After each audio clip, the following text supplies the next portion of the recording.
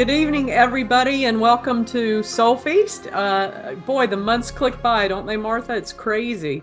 But tonight, I love this. Tonight, the whole discussion is about spiritual direction and how God can use a, a mentor, a guide, somebody to help us along the journey who's farther along than we are or who is more focused and helpful. I'm going to let our panel, well, I'll let Martha say hello. And we talked before about how last month's talk about examination of conscience and consciousness, all of that flows right into spiritual direction because that's the kind of thing, if you're not disciplined or you have a hard time and you feel like you're just wandering alone, somebody can really help you, especially in the arenas of conscience and consciousness, because it's really helpful to have somebody kind of um, helping you identify milestones and guideposts and where God might be at work. And so who does that? Who does that all the time for a lot of people? So anyhow, Martha, why don't you give us a few words and then I'll have our two guests tonight introduce themselves, okay? Thank you, Bishop Sue. It's good to be with everybody again. And you're right, the months have flown by. It seems like we just started this Mhm. back in September, and here we are, with just two more sessions after tonight, until we finish the book. So it's great to join with everybody again. And I don't know about you, I've had lots of people ask questions and send emails after last month's Mhm. conversations. So I'm glad we're following up with this one to carry this a little forward from our own self-examination into the area of spiritual practice and direction. So glad to have Joy and Lisa with us. Lisa, why don't you say a few words, introduce yourself? Sure, sure. Good evening, everyone. I'm so happy to be with you. My name's Lisa McGee. I am a deacon in Full Connection, and I serve at Good Shepherd in the Three Notch District. And I just can't wait for our conversation tonight. And hi, everybody. I am Joy Crawford. I am a spiritual director and have been doing this work for, the last 20 years or so. And I have been around in the United Methodist Church for years and years. And I am delighted to be here tonight to talk about something that's very near and dear to my heart. So, Great. Well, we're so glad to have both of you. Point of personal privilege, I just have to say, go Gators. Okay, just a little basketball later on tonight with Houston, and that will challenge every spiritual uh, part of my being, I think. But anyhow, I am a latecomer to the spiritual direction realm. But not really. I would say formally. I think I've always had, I was thinking about it as I read this chapter. I've always had a guide. I've always had a mentor. I've always feel like I've sat at the elbow or knee or whatever you want to call it, and always wise older women, women who are 70, 80 years old. And I love 70 and 80-year-olds because they're like, yeah, I used to worry about that too. But there's a calmness and a spiritual maturity. And so I was just going back, and I bet I've had three or four spiritual mentors who are older women. They didn't have any formal training or anything, they just knew life and they knew God at work, and they had been through, they had lost some of them, one of them had lost a child, they had been through divorce. I mean, there was just everything they had lived through lent itself to a spiritual maturity beyond my years. Um, I also have always had close spiritual friends, and Marjorie Thompson talks about the value of a spiritual friendship. And so I always have two or three friends who, we keep close guard on each other, spiritual insights. It's not abnormal for me to get a call from one of them at any given time, just with a spiritual insight.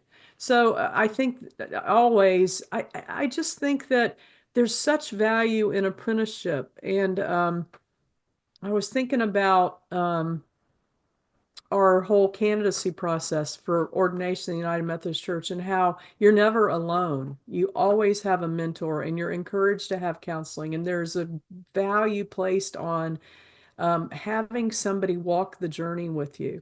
And it gets a lot of flack and people hate it. And they're like, oh, it's so long and it's so intense. But it was hilarious. After I'd been in ministry for a long time, I got my Florida Bar Journal and they had a whole set of columns on how they thought that lawyers needed to be apprentices again and they needed the mentoring of a wiser older person. So I think that's the value. I got into formal spiritual direction because Todd Bolsinger, many of you know Todd, he wrote Canoeing the Mountains and some other stuff. And so Todd and I were speaking at an event together, and he made the comment, he's made it several times, that if you're a denominational official and you don't have a spiritual director or a coach or a counselor, you're committing spiritual malpractice. And I thought that was a little harsh. But then COVID hit right after we did that. And so I really did feel like I needed some deep spiritual guidance. So I had a friend who I trusted, who was, they're just people around who get into spiritual direction and they spend their time at monasteries and they're very contemplative. And I had a friend like that. And I said, Julie, who's your spiritual director? And so she gave me the name of her spiritual director and I called her. And for 2 years, we met online because it was during COVID. And the miraculous nature of God is I knew she was in Atlanta, and the day came where I needed to go in person to see her. So I, looked up her address, plugged it into my GPS, and she was 2 blocks away from my office. So that was miraculous in itself. And she has been phenomenal. And I really valued her insight. Now I'm working with a Roman Catholic priest who's a spiritual director. So, I think that you go through seasons and you go through personality. It's just if you've ever had a counselor or anything like that, it's does it click or not? And um, I'll tell you the most valuable insight. It was funny. I was thinking about my time with my spiritual director, and she many times she would say, how are you following God in this, or what is your image of God in this, or how is God, how? And we were talking about discipleship, and there was a there was a guy on our street, and every night he would walk his dog on the leash, right? He would walk him through the neighborhood. I'd see him every night. But what I loved was he had a cat too. But the cat would follow like 50 feet behind, not on a leash, but just would follow him. And so one day, my spiritual director asked me about how I saw my discipleship and how I followed God. And I said, and it just, and oh, I was sitting in my living room and outside the window, the man went by with his dog. And then I saw the cat follow. And it made me stop and think. And I said, you know what? I don't follow well on a leash. And I don't like that image. But I really resonate with the cat. I'll follow God through everything, but I'm going to meander and I'm going to be 50 feet behind. And so to have a spiritual director is to have somebody, first of all, to make you sit still for an hour and to really focus and to give you a milestone because I knew I was going to be talking to her. And we met monthly. But so over the month, I would prepare for the next meeting. And so it was just a discipline that added to it. And it was during COVID, it was when churches were mad about being closed. It was when churches were all about faith, not fear. I don't want to take you back to those days. And she was just a very constant, affirming force in my life. And I desperately needed that. So I would say, whatever you need in your life, somebody can help you lead you through that and help you kind of um, see the threads of God in your life and see how God might be connecting in ways that you might not see. So that's mine. And tonight we're gonna pause, and our director is going to take us through just kind of like spiritual direction does. So if you see quiet, don't freak out. But between each of us, we're going to have some time. And so I'll let either Joy or Lisa tee us up, but this will be the first kind of whatever you want to do with the spiritual direction, and then I'll turn it over to Martha.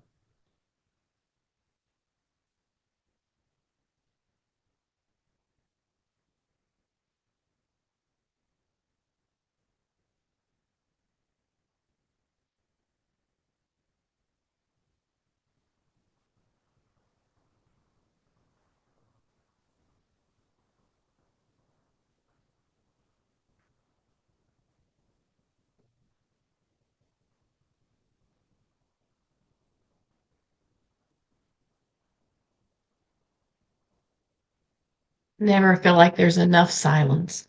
So I hate to jump in quickly, but I know we only have an hour too. So, um, my first experience with spiritual direction in a formal way was after my first general conference experience. I was blessed to, Bishop Sue, to have folks all along my life that I would consider great spiritual friends and companions, from Sunday school teachers on, through folks in college and other places. But when I came back from Fort Worth that spring of 2008, I really didn't know what I was thinking about church at that point. That general conference experience had just been so hard.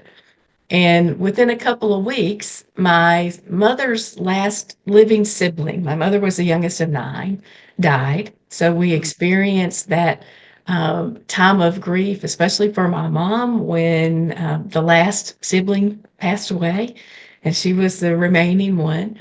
One of her best friends died within a short period of time. And even though mom had been planning it, she moved out of the house that I had grown up in and she had been in 60 plus years.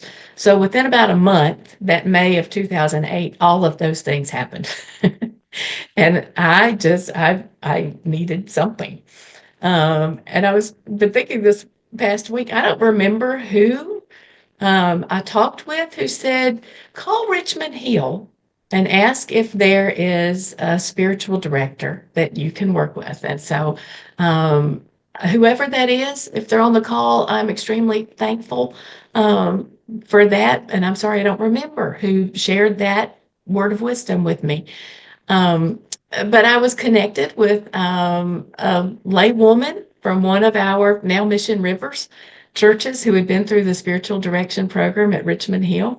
And, it was what I needed at that time, to have somebody walk with me through the questions that came about my involvement and continued involvement with church, and the denomination from the general conference experience, and then all the family things that were going on at the same time. Um, so we probably had sessions for about a year. It was also for me as a layperson to have a lay spiritual director was really important too, to have that connection. Um, the next time I went to general conference in 2012, I actually worked for a while, coming back with afterwards with a leadership coach who was also a trained spiritual director. So I got the dual benefits of that. In 2015, when I was elected as the first layperson and knew I would be leading the delegation, I knew I had to have somebody walk with me. And Joy is laughing because that's when our relationship started. And I'm so thankful for another lay woman, spiritual director, who has been walking with me ever since then. So Joy and I, in that first conversation, I said, I know I need somebody to walk with me through General Conference of 2016. Now she's been through 3 general conferences with me. The death of my mom, a change of jobs, and now retirement. So all of those combinations of things, I forgot to say, and this role as conference lay leader. So I am extremely grateful for Joy and the others who have journeyed with me through all of these life experiences that have come about. And that's not to take anything away from the church community connection, because those small groups at church, whether it's been choir or Sunday school class or Lenten studies, whatever, have been an important part of that journey as well. But, so again, I am grateful for that very first person, as well as others who have been the ones to share recommendations and speak words of wisdom to me about how spiritual direction is such an important practice.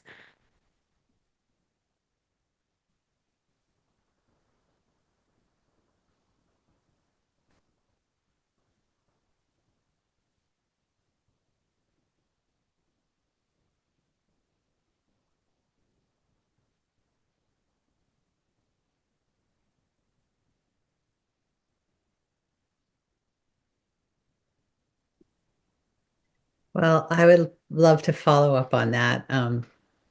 And I will just say that I think my husband did just get home, so you may hear my dog bark, but we'll just pretend that it's all a part of it. Um, I would love to say that has it been 10 years?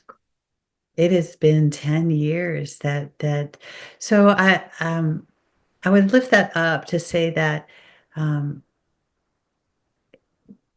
10 years is not always the length of time that you spend with a spiritual director. Sometimes you spend 20 or 30. Mhm. Sometimes you spend 10 weeks or 10, you Right. know, 10 months. So it depends on spiritual direction is such a relationship. And for me, as a spiritual director, I find that it's such an honor and a privilege to be able to accompany people, to just walk along beside. And I think a lot of folks who know Martha know that she has a blog called Walking Martha Home. Mhm. And that has been my experience of being with Martha. So much of that has been walking Martha home through all of those, but the annual conferences and the general conferences and just the other life experiences. Um, and and listening for the question. So I just would kind of, I think, maybe lift that up, that for me as a spiritual director, um, one of the most important parts of being a spiritual director is listening for the questions that are right there, maybe like right under the surface, but just haven't quite come up yet. Um, and then also listening to the questions that are right there. But it's the other thing about spiritual direction is that it's not psychotherapy, even though sometimes we talk about trauma. We talk about, difficult life situations. We talk about, I don't know what to do in this circumstance that I'm in. But it's always in the attitude and in the context of prayer. So we're always, even though we call ourselves spiritual directors, God is the director, and we are really more companions. So, yeah, so last month, y'all did had a beautiful, beautiful conversation around the examine of conscience. What a spiritual director does is a sounding board for that. Never trying to fix, never trying to tell anybody, okay, well, this is what's going on with you. That's not the way it works. It's always more or just a walking a lot alongside and noticing, have you thought about it this way? So I think that's just what I would highlight about right now in this moment in the conversation.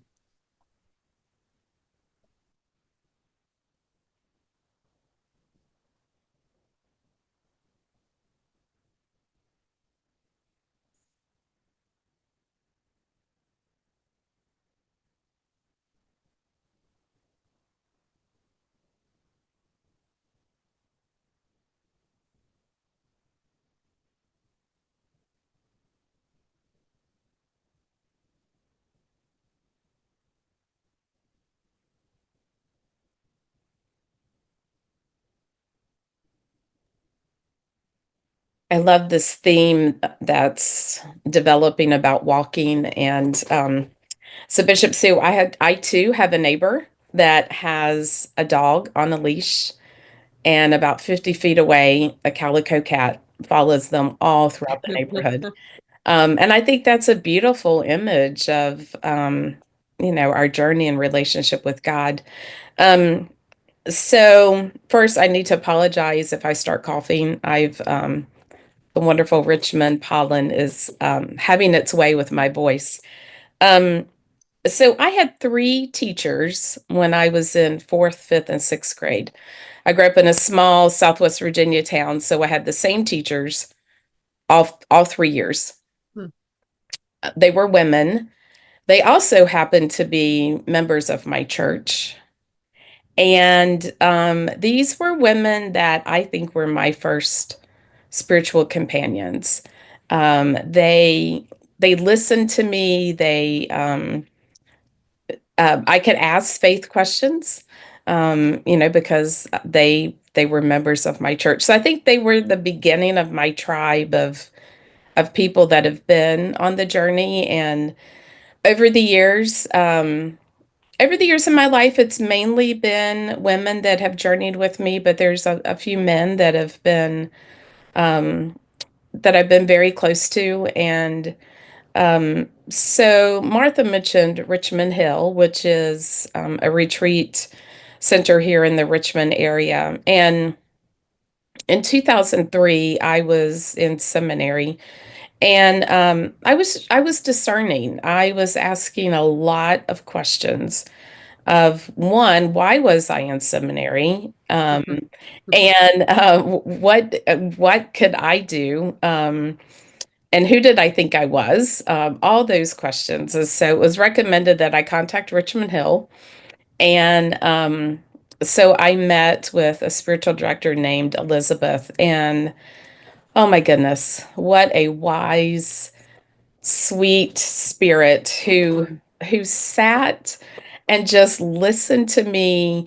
I went every route in my conversation except possibly the route I was supposed to go.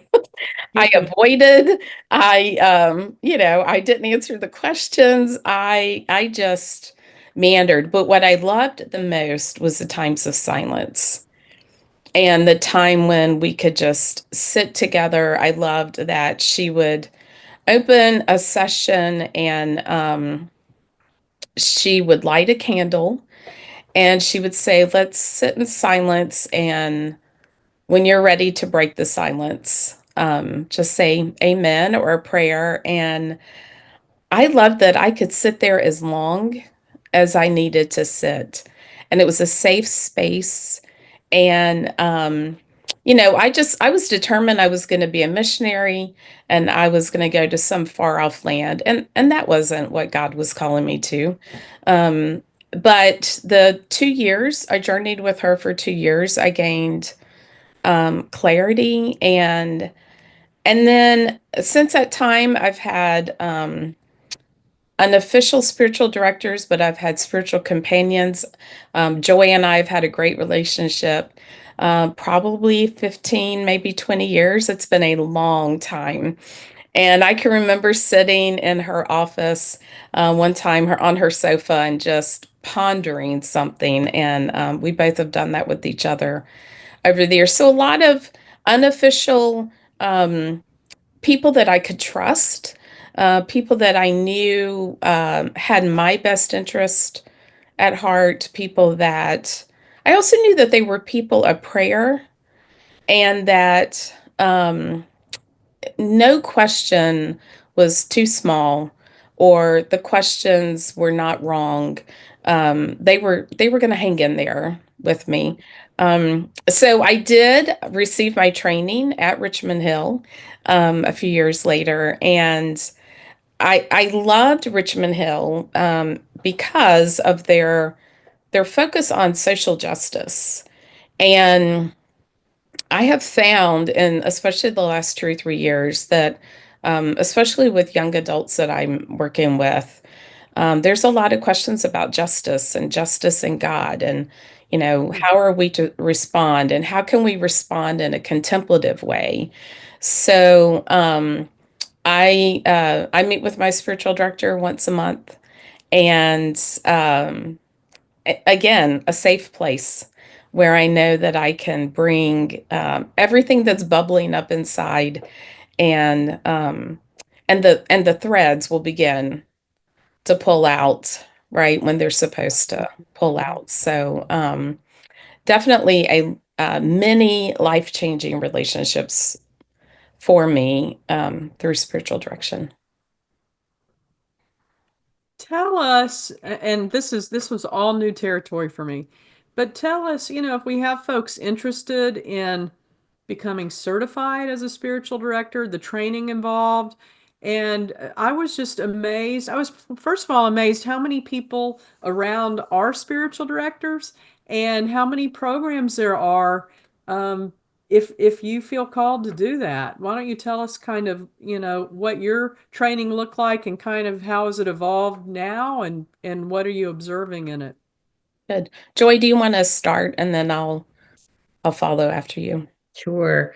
So my training was a 2-year program at the Shalem Institute for Spiritual Formation up in Washington, D.C. That's the kind of, they're thought of as kind of the granddaddy of the spiritual guidance programs. They've been around for like over 60 years. Mhm. So there's that one. They're very focused on discernment.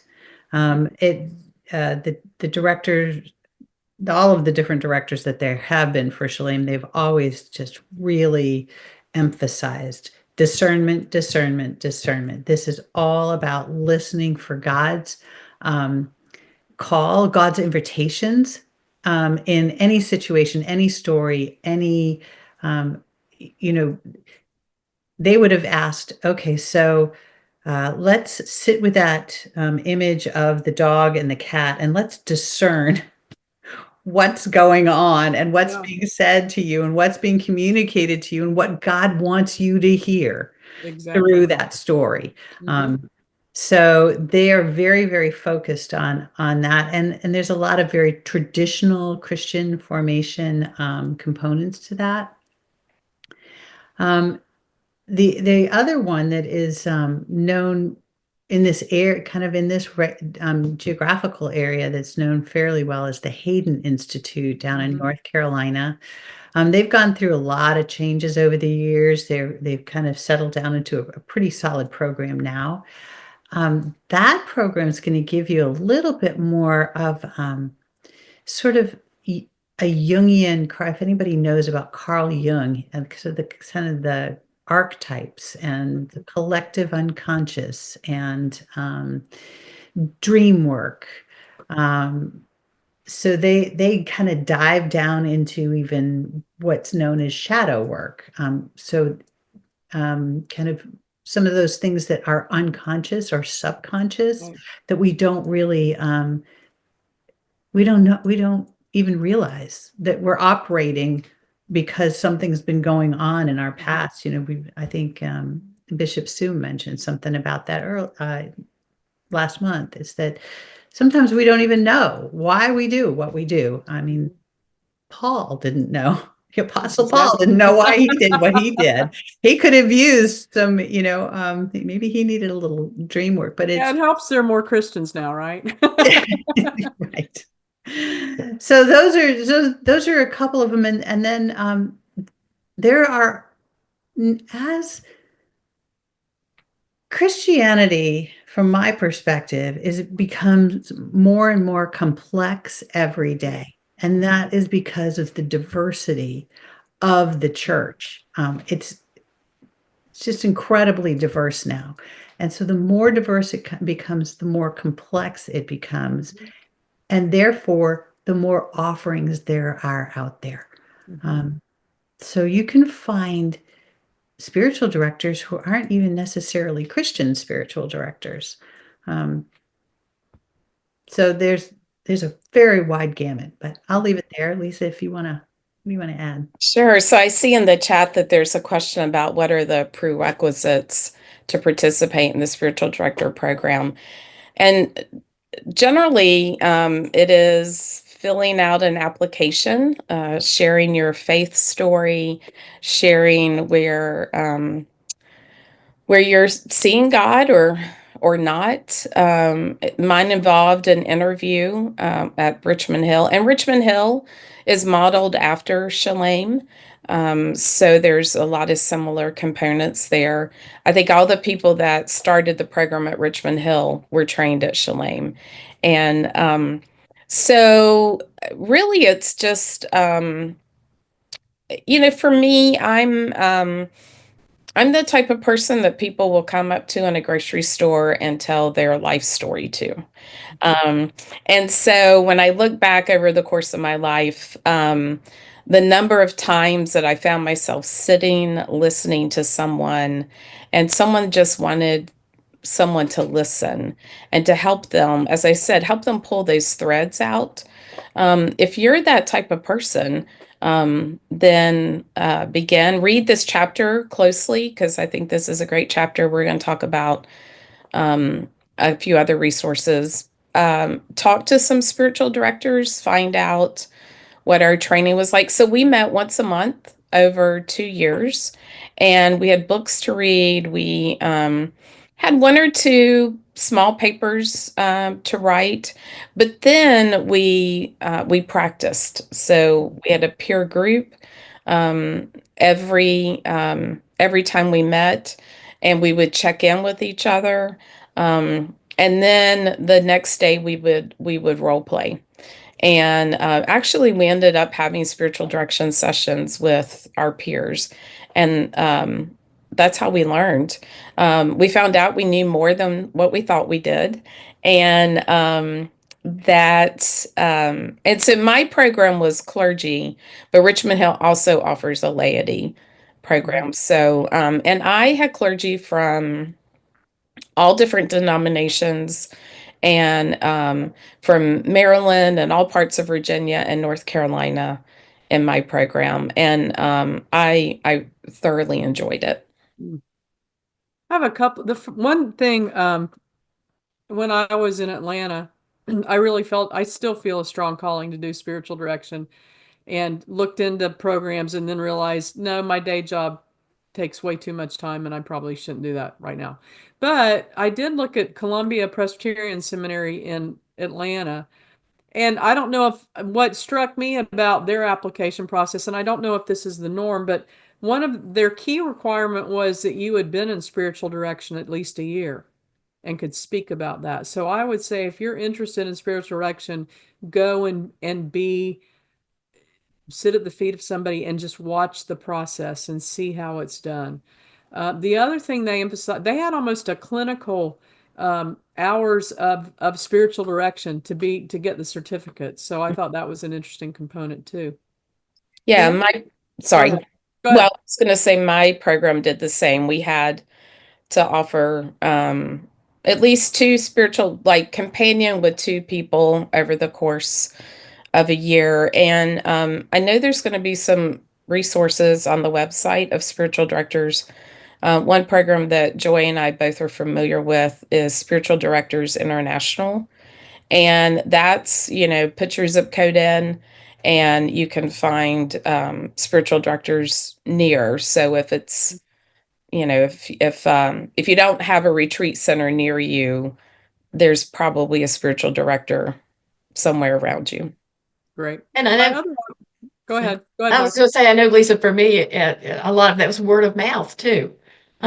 Just asking other folks if they have connected with a spiritual director or know of individuals. And um, that was just helpful for me to hear from other friends who had been in the spiritual direction um, Mhm. relationship.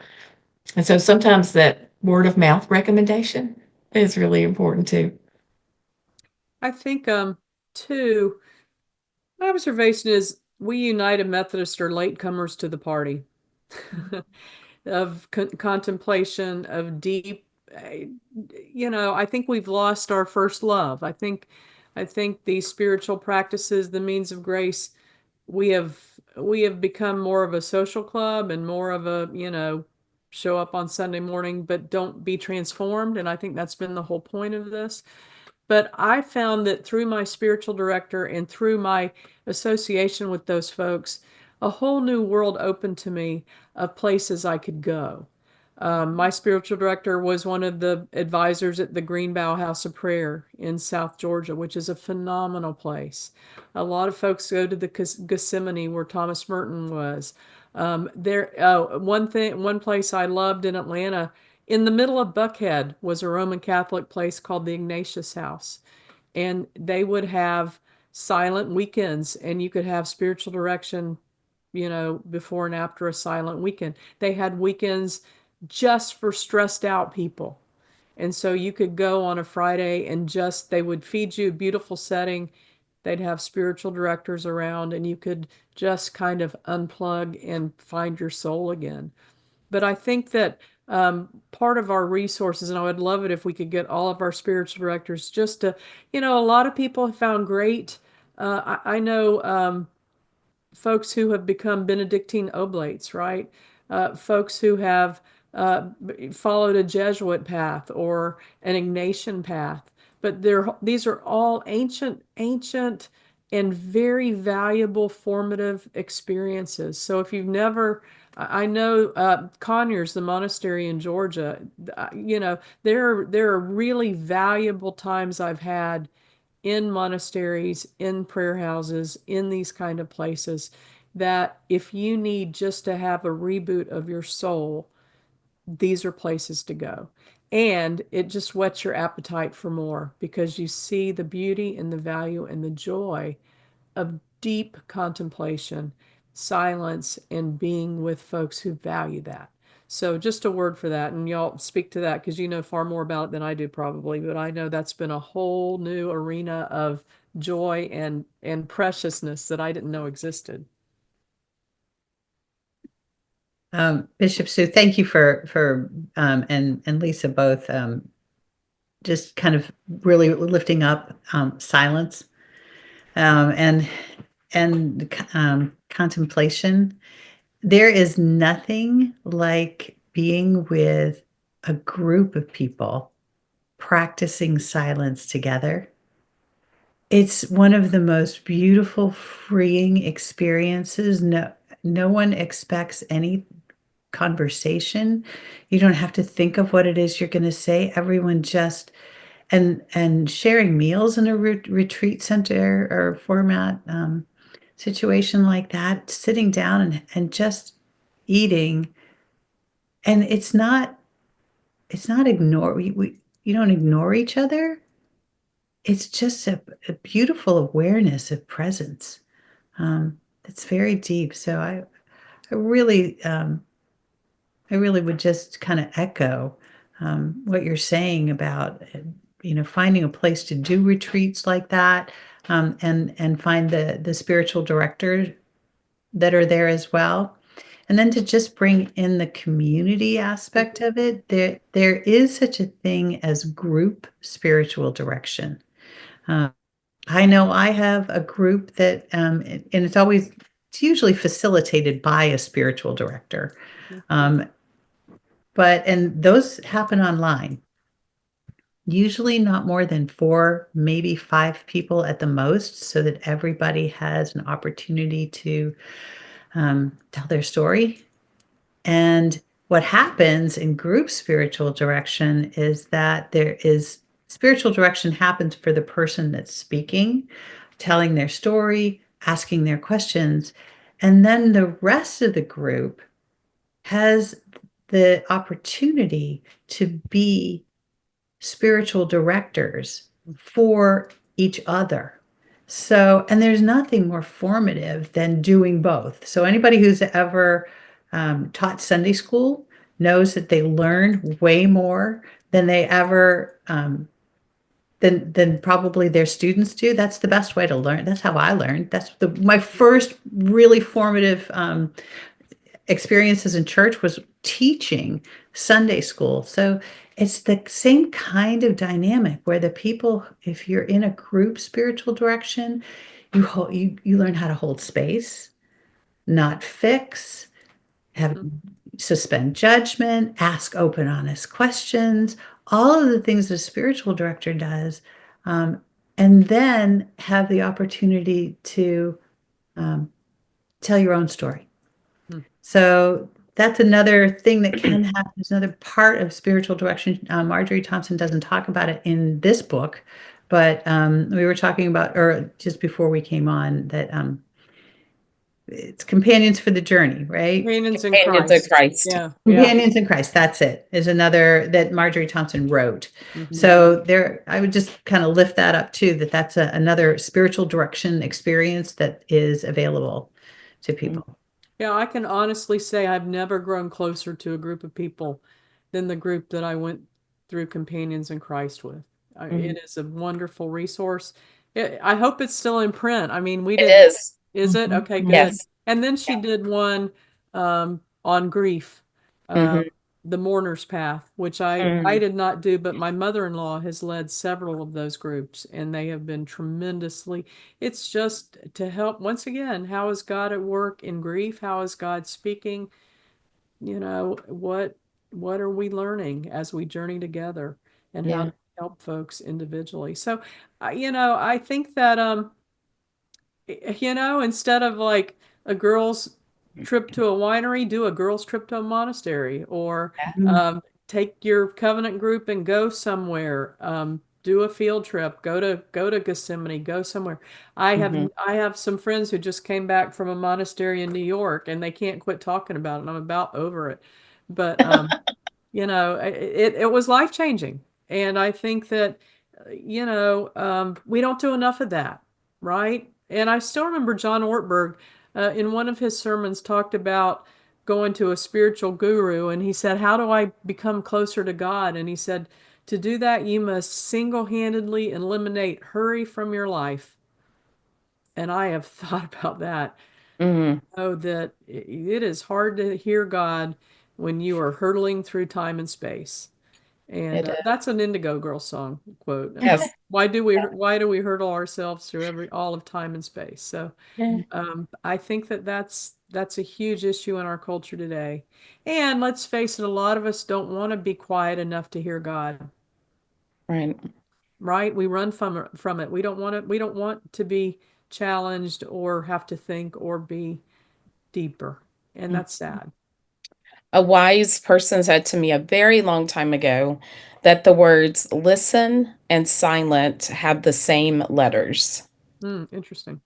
And so there have been times that that's come in handy for me. If I've been in a meeting where oh gosh, I've wanted to say something and I would sit there and just write listen, listen silent, and just would help me center myself.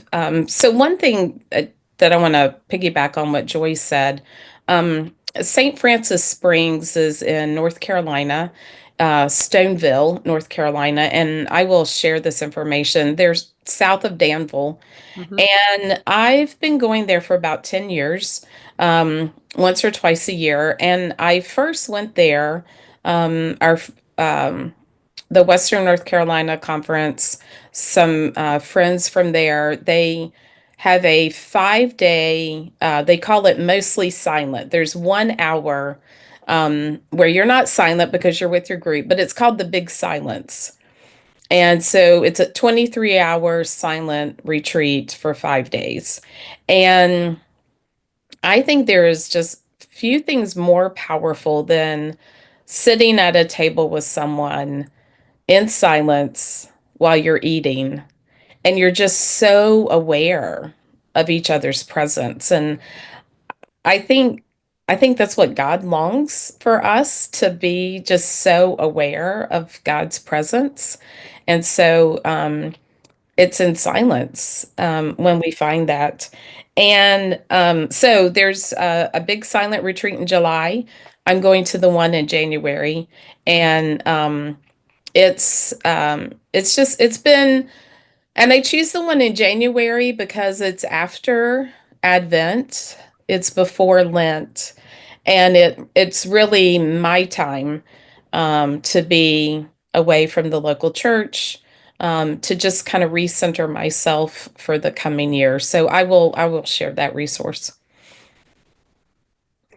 I had a wonderful experience too. It's been a number of years ago now, but in a contemplative prayer group here in Richmond. It was, at an Episcopal church, but I was just at a point where I needed that silence on a regular basis.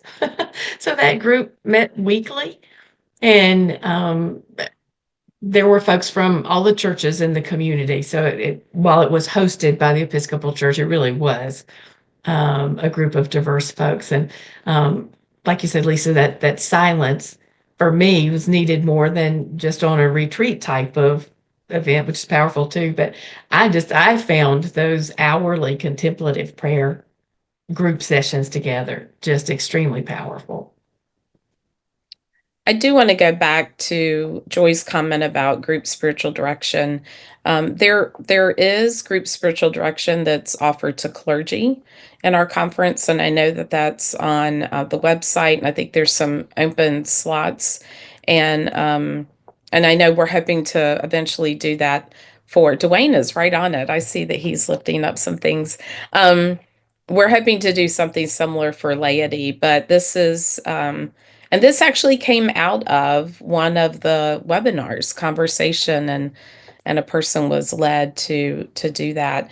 And then I can't help but think about the Kindred Project that Joy was one of the founders of, but that centering prayer time and the conversation that unfolds, and there's several groups around the state that meet, and a group that meets online every Tuesday morning, um, and then there's also a group that meets every morning for prayer, every weekday morning for prayer. So yeah, that being together and being in silence, I crave it when if I'm feeling off kiltered, off center, and I do an examine and I reflect, it's because I haven't had either my quiet time, contemplative time, I'm lacking relaxing in some spiritual practice. And so when I can be with a group, there's accountability, and that really helps me. Now I'm gonna get cut to the chase. um Reuben Job, I don't know if you're familiar with his prayer books. He has fantastic prayer books, so we'll put that on the resource list. But when he talks about the spiritual life, especially for clergy, and I think this applies to everybody, I don't think there's a distinction. He says you need 1 day a week with God, that's called Sabbath. You need a week every quarter to renew yourself, and you need a month or a couple of months of renewal every couple of years. Now, I am tired of hearing clergy say they don't have time or they can't leave their church. You are given a week, a quarter to take care of your own spiritual needs. That is not vacation. That should be written in law in your church annals. Your staff parish should be asking you, when are you going to take your week of renewal, your week of spiritual formation this quarter? And if you're not, then that's why we have to have all of this stuff about burned out clergy and trauma. I mean, the fact of the matter is we're all stressed and traumatized, but I don't really feel that stressed and traumatized. Why? Because I take Sabbath and I take a week to recharge. And I just think that if you want a recipe for disaster and a recipe for burnout, just keep showing up every week doing your job like you always do it. Heck, I practice law. If you want to do that, you might as well go do that and get paid a lot more. But this is the heart of who you are. You cannot be a pastor to somebody else if you are not centered in God, and they will be onto you. They will be onto you. So just don't apologize. Take the time. Now, don't waste it. Don't go like to Las Vegas and go to a casino. Take some time. We're giving you resources to use, places to go. This will renew your soul. I guarantee it. And I got to put in a word, or my friends on the Academy of Spiritual Formation would kill me. But out of the upper room, we have a tremendous program called the Academy of Spiritual Formation. They work, they have, 2-week intensives. They have over a 2-year period they gather. But you've got to figure out what is your spiritual connection going to be. And if you're not doing it, I don't want to hear you're complaining about how empty your life is because you have created an empty life. And so just just do it. Just do it. And if your church says, if your staff parish committee says, well, we don't really think it's a good idea for you to go pray for a week, then something is seriously wrong 100%. with the church, right? So if that happens, write me and I'll come myself and show up at your door and say, no, this is who we are. This is the heart of who we are. And your pastor has to be connected, or this is all just a charade. So Mhm. that's my word. Thank you, Bishop. And I'm seeing that Kimberly's putting in the chat about that Virginia has a shorter academy for Right. spiritual formation for clergy and laity. And I think that's really powerful. Um, People can tell when you're not engaging in your spiritual practices, and especially if you are trying to lead them and teach them. They can tell when you're empty. And when I am at my driest and most parched, it's because I'm not engaging in those practices. So, um, I try to lead by example, and that's everything from we start our worship services with breath prayer. Mhm. Um, we start meetings with a few minutes of silence, just to also help our laity. Their lives are just crazy. And they're dealing with things that we have no concept of. And so I think any time that we can um, engage in these practices, it just will make us a richer church. Mhm. Well, and I just want to emphasize too, it's the same for laity and lay leaders. And I tell lay leaders all the time that people are watching us to be models of discipleship and spiritual formation too. So, especially as leaders of the church who are seeking renewal and revival of this movement we're in, if we're not taking the time as laity to do the same thing, to focus on our spiritual practices and rest and renewal and Sabbath, then we're also putting the church in a place of not wanting to follow those who don't practice what we preach as laity.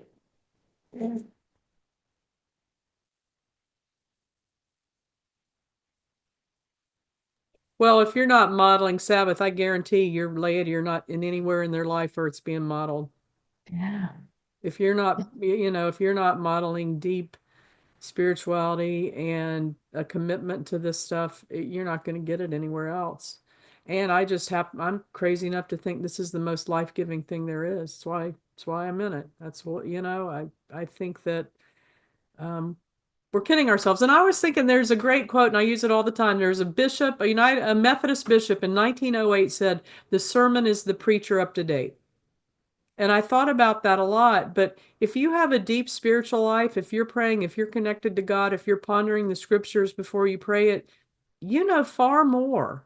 You have a lot to say just by virtue of the time you've spent with God. Because I guarantee you, you need to be the one who's spent the most time with God. Whether you're a lay leader or a pastor, you need to be the person who spent the most time with God in the 6 days before Sabbath. So, you know, the sermon is the preacher up to date. I never fear getting in the pulpit. I have a healthy fear, but because I know, you know what? I've spent more time with God this week than probably anybody in this room. And if there's somebody else who has spent more, yay. I wish everybody was, but that's usually not how it is. The other thing I'm thinking of is that spiritual direction is for all ages. Mhm. So children can receive spiritual direction. Children are probably the great spiritual directors, I think, because they use their imagination.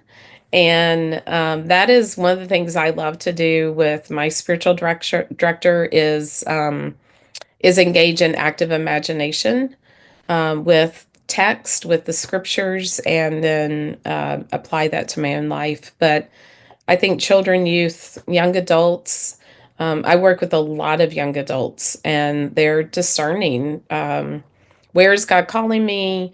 Am I called to be a layperson? Am I called to be clergy? Um, and So I think all ages can engage with it.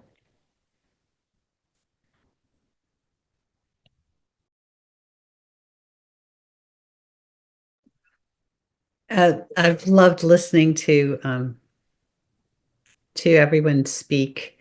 And so, as a spiritual director, to maybe bring it back to, if a spiritual director were to listen to what we just spent probably 10 or 15 minutes talking about, which was the need for Sabbath, the need for silence, the need for contemplation, the question would be, that's really interesting.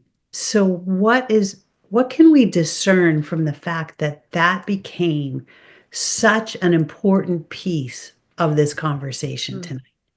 So if we were to spiritual direct this right Mhm. here, what we're doing, Mhm. be like, what is God inviting? What has God shown us, Mm. lifted up? Well, it seems to be that God has spoken through the voices of Bishop Sue and Martha and Lisa about God wants us to really hear something about silence and Sabbath and rest. Mhm.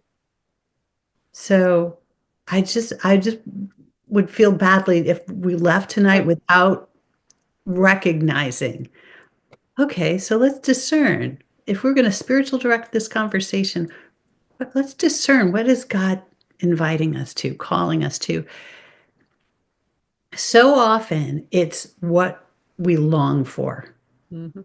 And so if what we're longing for is rest, Sabbath, time to just sit and listen, that's God saying, yeah, this, that's it. So I just would lift that up tonight. Mhm. Mhm.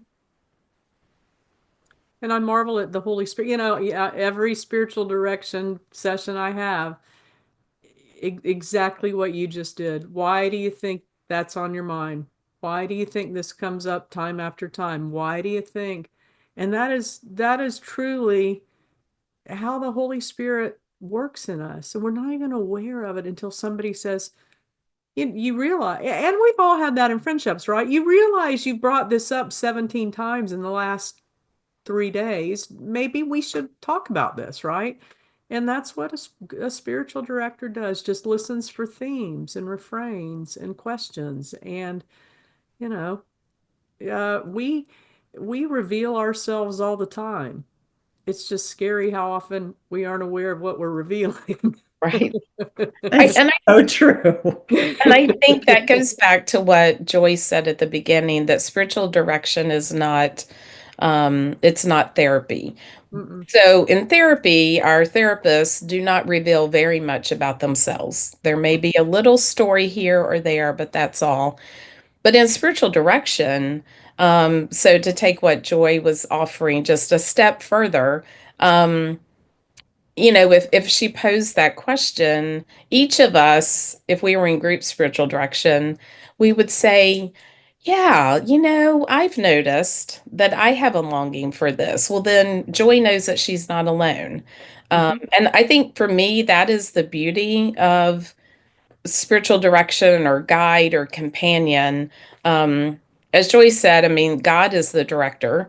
We're the companion, and I think that's you don't get that anywhere else. Mhm. Um, and so I really appreciate how this is unfolded because we hoped that we could have kind of a mini spiritual direction session, and I just love how the spirit just helped it unfold for us. Well, I am just grateful. I've got some reallocation of my time to do, I think, as I and I've been invited to be in the spirit to work on the Academy of Spiritual Direction, and I mean the Academy of Spiritual Formation, and I always have an excuse, right? and think I need to figure out how to fit that in, because to me that's the gift. That's what makes us unique, right? And as we continue to have, I think the church got hijacked, and I'm just going to close with this because we're at time, but church got hijacked by a lot of corporate CEO wannabes. And we got way too, I mean, I got a business degree. I can talk business all day long. And it's fine. It has some good edifying things, but we've lost our first love. And I think we've got to get back to the heart of this. And I hope that more and more people will consider Soul Feast and consider all these things, and just it'll open a whole new world for you. So, Martha, you want to close us out and tell us what we're doing next? I didn't look at the next chapter. Yeah, May the 5th is our next webinar, and the chapter is about hospitality. Oh, I love this. Is the best one. I love this one. Yeah. So yeah, looking forward to the conversation as we think about how we welcome and how we offer hospitality to all those around us. So, okay, well, blessings on the journey. Thank you both. I'm just so delighted that you are voices in people's lives. That just gives me great joy. And have a wonderful, gosh, we're almost to the sixth Sunday of Lent. And I hope you continue to walk this path.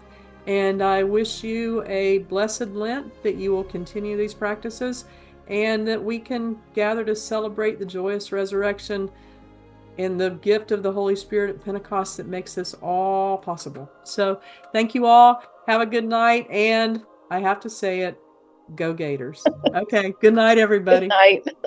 Good night. Thank you. Bye-bye.